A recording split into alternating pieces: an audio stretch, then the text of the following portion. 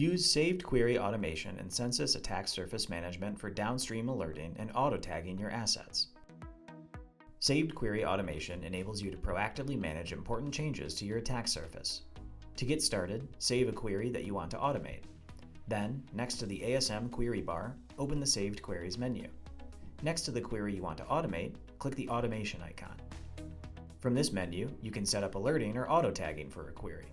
Set up alerting to send alerts to your downstream integrations when an asset is added to or removed from a saved query. This example query will return host assets that are outside the United States. You may want to be notified of this if your organization should only be operating within the United States. On the Alerts menu, you can configure whether you want to receive alerts for newly identified items, newly removed items, or both. Below that, configure the integrations that you want to receive alerts for your saved query. In this example video, we will send alerts to a pre-existing Slack integration. All you need to input is the channel ID that you want to send alerts to. Click Submit. After setting up your destinations, click Save.